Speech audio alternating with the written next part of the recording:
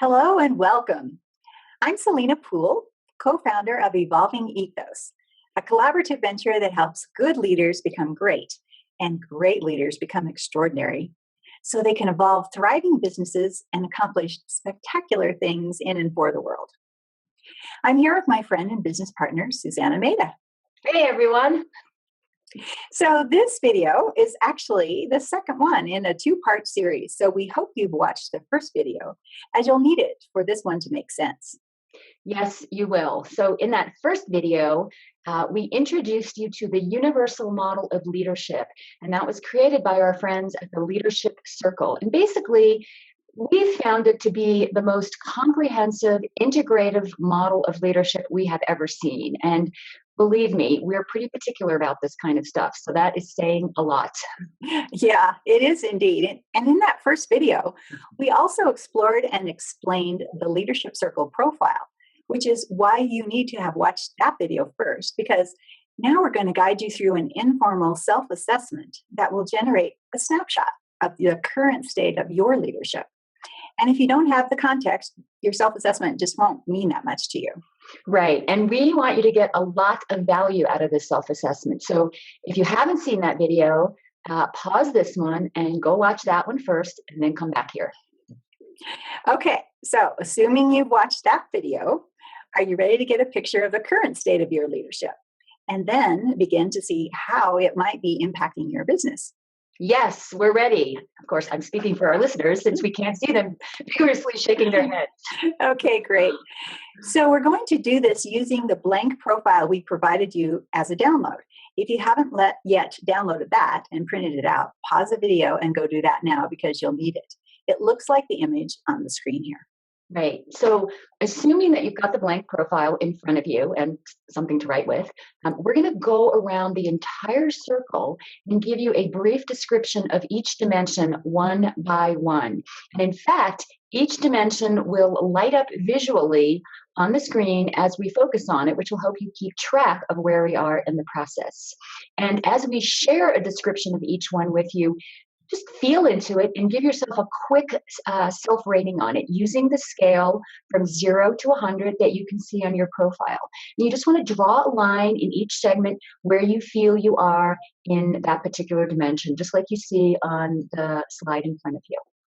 Now, if you notice the thick blue lines in each of the dimensions on this slide, that's what you're going for as we move around the circle. Now, as you consider yourself in each of these dimensions, please don't ruminate on it. Just go with the approach of first thought, best thought. And if an area truly doesn't feel relevant to you or the particulars of your leadership right now, or if you have no idea how to respond, just skip it. You'll be fine. Now, before we get started, I want to add that just as a point of contrast, in the formal assessment, this ranking would get normalized against a database of close to 80,000 leaders. So, you get to see how you fare relative to the larger field of leadership, which is a really good thing to know. Normalizing these rankings in this way, it essentially brings more insight and nuance to it, and it makes it even more useful to you. Right. And so for our purposes in this video today, with this informal self-assessment, you're going to get a relative sense of where you feel nicely developed as a leader and where there's opportunity for you to grow. And then we'll invite you to look at how to take what you've discovered about your leadership and apply it to some aspect of your current business situation. And through that, how you can bring greater mindfulness and awareness and presence to your leadership. Yeah, great. So let's get started on the right side of the lower half. You can see that on your screen. This is looking at reactive tendencies and leadership behaviors that are reactive in nature. And so remember, these reflect inner beliefs and assumptions that limit effectiveness, authentic expression, and empowering leadership. And I just want to remind you that at the heart of each of these tendencies, these reactive tendencies, there are gifts. So please resist the temptation to despair about any reactive tendencies you discover here. Excellent reminder. So we're going to begin with this controlling domain, which is where you can see the arrow pointing to over on the bottom right side of the model. And we're going to go around the circle starting from here. So the controlling domain is composed of the first slice, which you see highlighted, is called perfect. And this is a measure of your need to attain flawless results and to perform at extremely high, even heroic standards and succeed beyond all expectations in order to feel secure and worthwhile as a person. So just feel into that description and then decide where you fall in this dimension on a scale of 0 to 100. And then draw a line in that little slice of the circle to reflect your self-ranking so that your profile has your own version of that little blue line that you're seeing. Okay, got it. All right, so I'm going to move on now. We're going to move fairly quickly so you don't have time to ruminate. So next we're on to driven, which is a measure of the extent to which you're perpetually in overdrive. It reflects a belief that worth and security are tied to accomplishing a great deal through a lot of hard work. And a good work ethic is actually a strength of this style, but it's reactive when it's not done in service to a bigger purpose, but to maintain a sense of your own self-worth. All right. Moving on to ambition. This measures the extent to which you need to get ahead and be better than others, really, in order to feel good about yourself. So ambition is a powerful motivator, but in the reactive framework, the motivation is less about furthering meaningful, positive progress and is overly self-centered and competitive even. Right, and now we get to autocratic, and this measures your tendency to be forceful and aggressive and controlling. And self-worth here and security is equated with being powerful and in control, strong, dominant, and even invulnerable. And so worth is measured by comparison in this particular domain, and that could be making more money, achieving a higher position, being seen as a more valuable contributor, being promoted over others, things like that. So that completes that first section on controlling. Selena? Yeah, the next domain is protecting, which includes arrogance is the first slice. So arrogance measures your tendency to project a large ego. And it's really behavior that's experienced by others as superior, egotistical, and self-centered. Critical, then, is a measure of your tendency to take a critical, questioning, and somewhat cynical attitude. Again, this can have some gifts in it, where you find things that are wrong in situations or systems, but this is really measuring your tendency to do that based on needing to feel worthy and self-important. The next slice is called distance. Distance is a measure of your tendency to establish a sense of personal worth and security by withdrawing or acting superior or super smart or remaining aloof or emotionally distant or even just remaining, above it all. Great.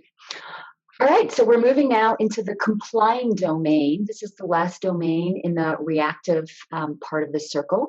And so we begin with passive, which measures the degree to which you tend to doubt yourself, be cautious, and give away your power to others and to circumstances outside your control. So it's a measure of the extent to which you believe that your efforts really don't make much difference and that you lack the power to create and influence the future you desire. So next we have belonging, and this measures your tendency to conform. You might think of it as like going along just to get along. It's about meeting the expectations of those in authority. All of this is playing it safe so that you don't get rejected, which over in the complying domain would really threaten your sense of, self and security. Next we have pleasing. And this measures your tendency to seek others' support and approval in order to avoid rejection or even the fear of rejection, to feel, again, secure and worthwhile as a person. If you make other people happy, you'll be okay. That's the belief here. And then lastly here, we have conservative, and this measures the extent to which you tend to conform, follow procedures, and live within prescribed rules. And it could be of your organization, it could be the field in which you are associated with, it could just be internalized shoulds that you think you're supposed to adhere to. So That's the complying domain, and I hope you've been following along and just putting a little mark in each domain. If you've missed one, you can always go back and catch that, but we're going to keep moving. Great. Okay, so we've completed the reactive half of the assessment, and now let's move on to the top half of the circle, which maps the creative competencies that contribute to your effectiveness as a leader. So, starting with the domain of relating, we have first caring connection. Now, this measures your interest in and your ability to form warm, caring relationships, mostly in the context of the workplace.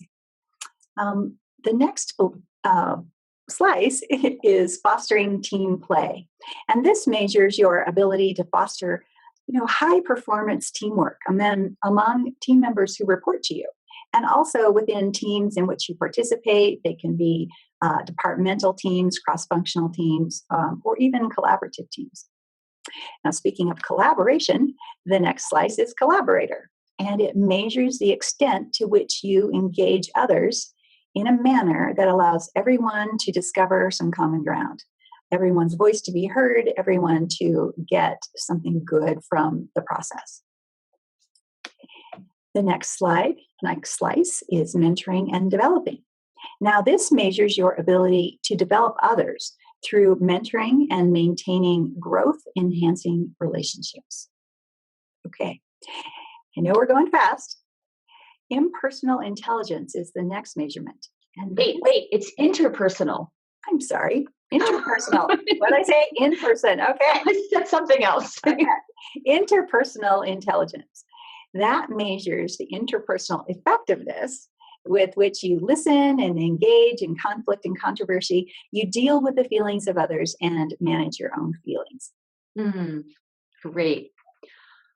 All right. So yes, we are moving along quickly, and that's intentional because we know how easy it is to fall into one of these and be like, oh, but there's this and there's that. And, you can fall down a rabbit hole. So we're keeping moving so that you can avoid those rabbit holes. So onwards to the domain of self-awareness. And this is composed of, so the first dimension here is selfless leader. And this measures the extent to which you pursue service over self-interest, where the need for, credit and personal ambition is actually far less than creating meaningful results that serve a common good. Next, we have balance.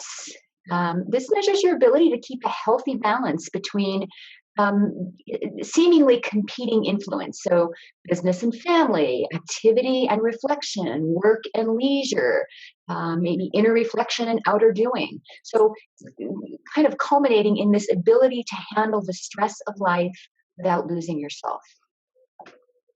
Now, composure, this is our next dimension. This measures your ability to, in the midst of conflict and high tension situations, maybe even high stake situations, to remain composed and calm and centered and have a clear, focused perspective.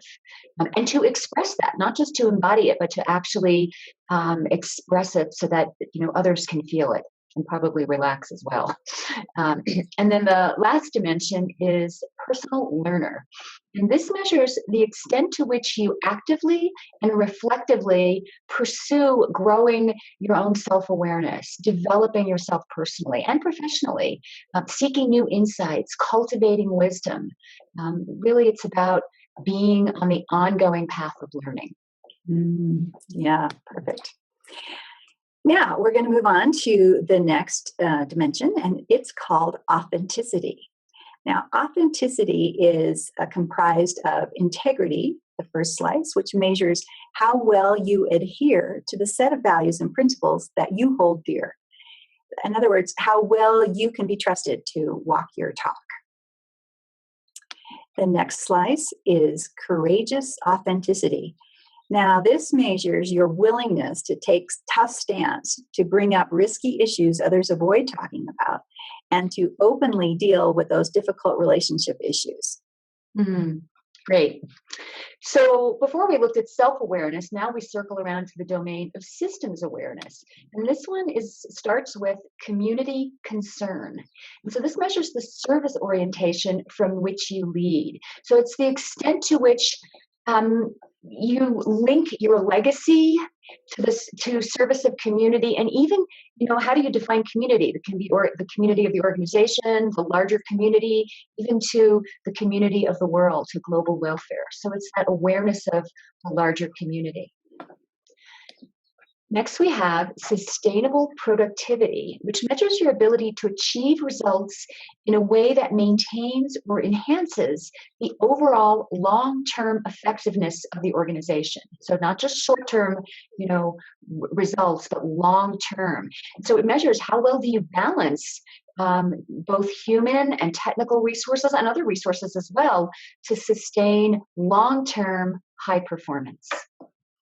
And then lastly, we have systems thinker. And this measures the degree to which you think and perceive and act from a whole systems perspective, as well as the extent to which you make decisions that take that into account, and also the long-term health of the whole system. So you're really seeing the whole systems as you lead. Mm. Now, the final domain in the upper creative half of the circle is around achieving. And basically that means getting things done. So here we start with the strategic focus.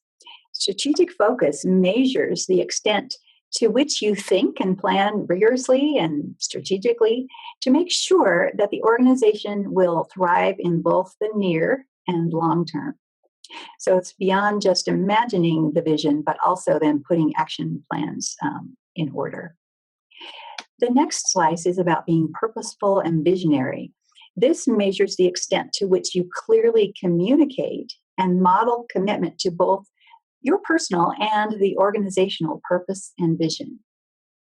How well you can hold on to that in light of challenges or complexity. The next segment is achieving results. Now, this measures the degree to which you perform, get things done at a high level, and have a track record of achieving important goals. And lastly, we have the measurement of decisiveness. Now, this measures your ability to confidently make decisions on time without waffling, without feeling like you don't know to go right or left, and the extent to which you are comfortable moving forward, even in the face of uncertainty or possible public opinion. Great.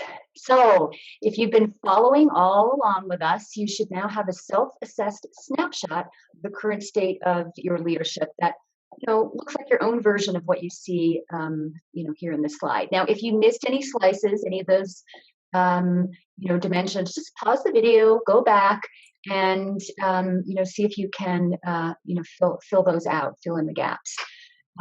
Here's the thing: you got to remember that you're just one data point, and we have a very different perspective about ourselves than others have of us.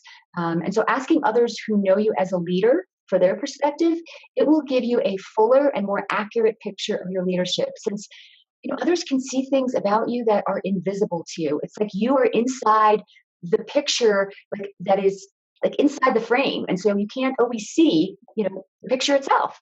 So we all have our blind spots, and sometimes it goes either way. Sometimes we think we're a lot more evolved than others experience us as. Like in the example on the left, you can see that in some of those cases, the person rated themselves, look at the top of the assessment, a lot higher than, did I get that backwards? Actually, I think I got it backwards.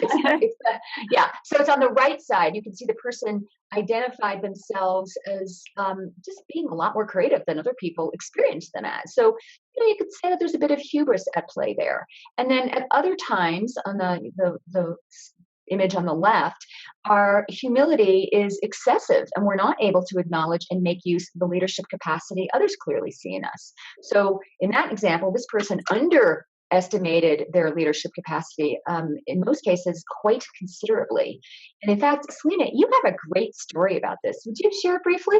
Yeah, I'd be happy to. Great. Like true confession time, but I have to get the slides here Great. properly Okay. queued up. So when I did my leadership circle profile, others ranked me to be highly creative in most dimensions. But I saw myself consistently way lower in the creative competencies than others did. I mean, way lower. And likewise, saw myself as being a lot more reactive than others did. So and when I first looked at my profile, this was sort of a jarring moment, and I gave all sorts of excuses that, oh, these people just overrated me. But then I realized that they had a lot of credibility, and I had chosen people that really were important and that I trusted and valued their evaluation. So I realized that I had significantly greater leadership capacity than I was seeing for myself. So I won't say that it was easy taking in that disorienting gap of awareness between my self assessment and what others were saying. But as I did, things shifted for me very quickly, and I was starting to see what happened. And I've begun starting and continuing to see what happened as I step into that leadership capacity that I hadn't been able to see before. So, if I had just done the self assessment, I would have seen myself as a fairly average leader. It was only through the eyes of others who had experienced me as a leader that I was able to claim the leadership that I already have. Mm, it's such a great story. Thanks for being willing to share it, Selena. And Sure. I remember when you got that profile, it's like a week later, you were a completely different person. You just had stepped into that gap and claimed it, and it was just astonishing to witness. Thanks. So, yes, getting the input of others who know you as a leader can be very valuable. But how you see yourself is a great starting point. And by shining a light on the underlying thinking patterns that drive your current behavior, you bring awareness to them. And with that awareness comes the opportunity to mindfully make new choices and to access previously unimagined levels of leadership. So, how do you make some sense of what your self assessment revealed? So, first, just kind of widen your gaze, look at the big picture gestalt of it, and notice where you scored high and where you scored low in both halves. And, I beg you, set aside any self judgment and simply be curious on your own behalf. And as you do, there's a dynamic that we want to point out. It's an inverse relationship that exists across the circle. So that if you're high in a particular reactive tendency, you're likely low in a creative competency somewhere across from it. Not necessarily diametrically opposed, but often in the general neighborhood. Hmm. Yeah, this is actually a really potent dynamic to know. And I just want to say that there's a lot of dynamics that go on in this profile. And so we're just touching on this one because it's just a really juicy one. Yeah. So if you look at this slide, so if you're strong in belonging, you might notice that your decisiveness is low, since it's hard to make definitive decisions if you're like overly concerned with fitting in and being liked. So looking at, again, at this sample profile, you can see that this person's creative achieving ability is across the board low because so much of their energy goes into reactively complying with the needs of others. Mm. Yeah, it's actually an insightful reminder that if you are feeling overwhelmed as a leader, it could be that your energy and your power are being dissipated, kind of leaked away in unproductive ways, like you see in this profile. Right. Now, alternately, imagine if you're high in being driven and perfect, as also shown in this profile, you might see one or more of the relating competencies being low. Plus, people probably aren't happy being led by you. So, what this shows is that the high reactive tendency can compromise the much needed creative competencies. And, well, unfortunately, how most of us have learned to do business is primarily in this reactive realm. Susanna, you muted your microphone. Ah, okay. Thanks. So I would say, yeah, that absolutely. Unless, of course, you become aware of this and you choose to shift your personal center of gravity, like from the reactive into the creative domain, which is actually what's needed if you want to thrive in today's complex business world. And when you do, amazing things happen. Yes, they do indeed. So actually, here's a story from a client I'm currently working with. So this is Jackie Levin, and she's been a holistic nurse for close to 20 years. And she recently started a coaching business teaching mindfulness to nurses. And last year, she created a 7-week program called Room to Breathe, Rewiring for Ease. And she'd taken 3 groups of individual nurses through it, and they all loved it. But along the way, she realized that her mission was actually much bigger than teaching mindfulness to, individual random nurses, and that she wanted to help heal the dysfunctional ethos of healthcare by integrating mindfulness into the culture of individual healthcare organizations, starting with her own hospital where she worked. And so she began talking about it with a few folks at the executive level, and they were curious. But even after a few months of sharing with them what she saw could be possible for their hospital, it hadn't gone beyond curiosity. And that was frustrating to Jackie. And so then she took a look at her leadership, just like you're doing here. And while Jackie she's actually a highly creative leader, she recognized that her reactive tendency of pleasing and being passive were significantly dampening her ability to be courageously authentic in these conversations. So I kid you not, the next day, with this insight, she had a meeting with the CEO and the chief medical officer and a couple of board members.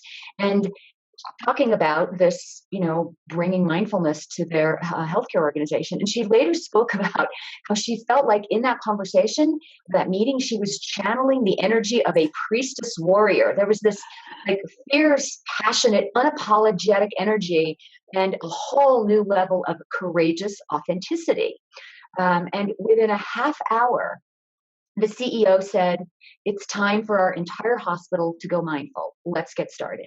And so suddenly Jackie's dream took off, and she's now deep into leading this culture change project at her hospital, and it's becoming a beta for taking it into other healthcare organizations around the U.S. She's also transformed the nature of her business from being a mindfulness coach for individual nurses to being a change maker at a much higher level, with the mission of transforming the landscape of healthcare in the US. And, knowing Jackie, she's got the personality and the chutzpah to do this. And she just needed a new level of leadership to make it happen. And in fact, she's already got other hospitals in her regional area noticing and intrigued by what she's doing and curious about how she could help them. And it all shifted because she looked at her reactive tendency without judgment. She just looked at it, this tendency to be passive, not to step on anyone's toes, and to fall into pleasing, making everybody else happy. And she chose instead to step into being courageously authentic, and everything shifted. And for her, it was literally overnight. Wow. I just love Jackie's story. It parallels my own in some ways. And sometimes big shifts can happen very quickly with just like shining a light on the situation with awareness. And sometimes they can take longer to unfold because this stuff can run very deep into our psyche, into our past. And so you have a personal story about this, don't you, Susanna? Yes, I do. So my profile reveals that I was relatively high in distancing compared to the other reactive tendencies.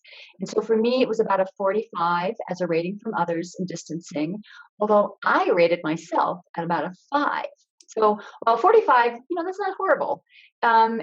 Obviously, there was quite a blind spot here for me. I honestly had no idea the degree to which I was distancing myself. I obviously thought I was not at all.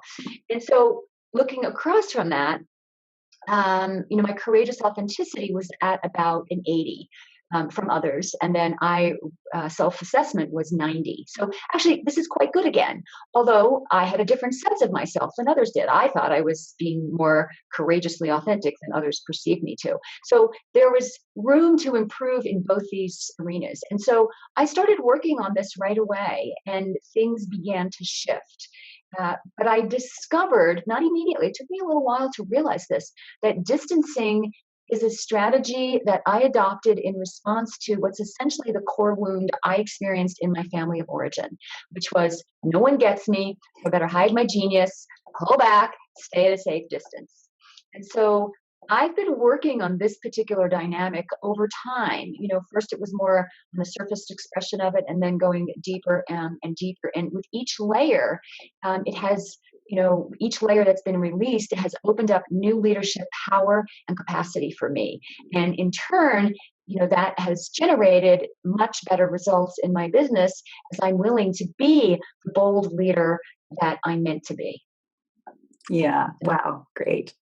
So thanks for sharing that story, Susanna. I think it's so important for people to understand that some profound shifts can happen immediately. And then there are others that unfold more slowly over a longer arc of time, and both are just totally fine. Yes, both are totally fine, and they can happen simultaneously. It's not an either or.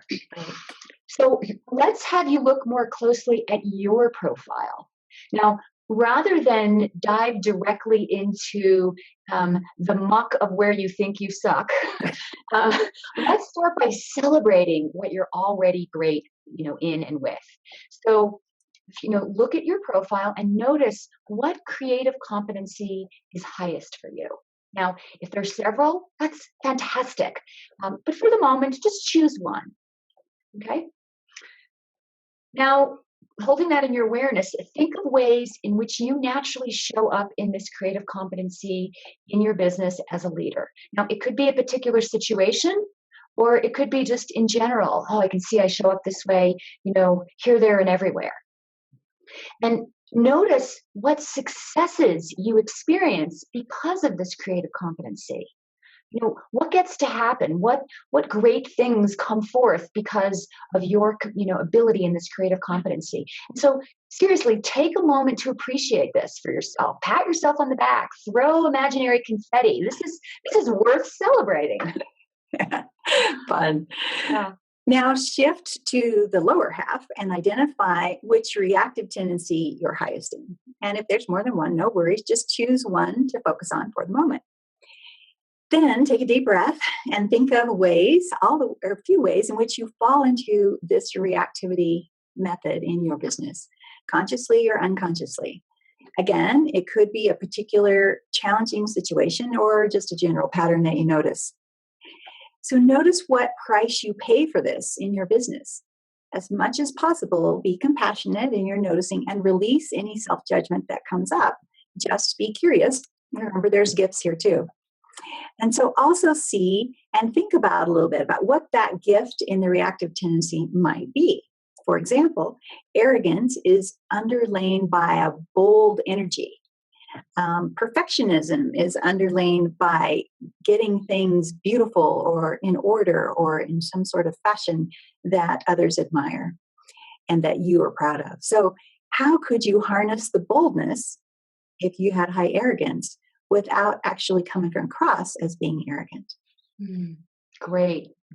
Yeah, it's so important to remember the gifts here, because I know this is a place where we can start looking at our reactive tendencies, and the energy goes down, and there's such possibility here. So now, look across the circle from that high reactive tendency and see if somewhere across in there you can identify a creative competency that's low. Okay, and once you've got that, go back to the challenging business situation that you maybe have been, holding as we go through this, and go back to that and consider how this low creative competency might be impacting your business and your work as a leader. And if you could soften and release your tendency to react in this particular way, again, no judgment, but if you could soften and release it, and if you could shift that energy and focus your awareness instead on cultivating greater competency in that particular creative area you identified, what might be possible for you in this challenging situation? And then at the same time, kind of widen your gaze at your business as a whole and as your leadership as a whole. What might be possible in those domains as well? So just, give some consideration, some musing on that right now, and let it sort of gestate in your awareness, because new insight can come up over time. So now, while we'd love to dive into this with you and personally guide you on the journey of cultivating your capacity as a leader of, in, and through your business, we recognize that you might want to investigate this a little bit further on your own. So we want to leave you with a few suggestions on how to continue to use these insights for yourself. So, first, let's acknowledge that you can't change 20 things at once. So, pick one area to focus on that feels rich, generative, and exciting. Even better if you can identify one reactive tendency you want to reduce and the creative competency you want to boost. Since we're talking about changing a habitual pattern of belief and behavior, you want to find ways to keep this in your awareness every day. Even with that, it helps if you identify a specific context for making this shift and instead of just keeping it general. Just imagine a way you want to show up in a certain meeting or a certain conversation, or a way you want to be different next time you have a courageous, authentic conversation to have. So it's not just that you're going to be one way in a meeting, but that you're going to notice the difference if you say, I'm here to share at least one innovative idea or make one personal connection that I have in our Monday morning meetings that I haven't done before. So that's what you're specifically going for. So then if you go into that meeting, remind yourself of how you want to show up differently right beforehand, so you're more likely to remember it when you get in the thick of things. Now, please be compassionate when you forget or only remember after the fact, because that will happen, I promise you. And keep at it. Since you heard from the stories of others, mine and Susanna's and Jackie's story, things can change remarkably quickly, or they can begin to shift, and then you'll start to notice over time. Great. So to close, we want to leave you with these parting thoughts. Your business exists not just to support you, but to provide great value to others and to make a positive contribution to the larger world. And yet, the landscape of business is changing rapidly. It's becoming more complex and uncertain and volatile, and what used to work no longer does. What got you here won't get you there. So wherever you are on the spectrum of size, from micro business all the way up to big business, and whatever your particular, whether you're for profit or not for profit or educational or whatever it is, if you want to consistently thrive in these tumultuous waters, you'll need a new level of leadership. And so developing your leadership to keep pace with the escalating complexity of the world, the business world, becomes an imperative. And in fact, this is interesting, it becomes even more vital as your business grows because your reactive tendencies, they become even greater liabilities with size and scale. And eventually they can cancel out your precious creative competencies. So you have a choice. Say yes to growing yourself as a leader and allow that competitive advantage that it gives you the support to thrive and the success of yourself and your business, or risk treading water, perhaps even finding yourself sinking as the complexity and the chaos and the uncertainty increase and overwhelm you. Our world is in a time of unprecedented change. And that includes the business world. And we need great leaders. These are leaders who have the capacity to build and sustain and lead thriving businesses and organizations that generate exceptional value for everyone. These are leaders who are willing and able to create the future we all long for. And so this is the call of conscious leadership, conscious business leadership, and it's calling to you. And our invitation is say yes.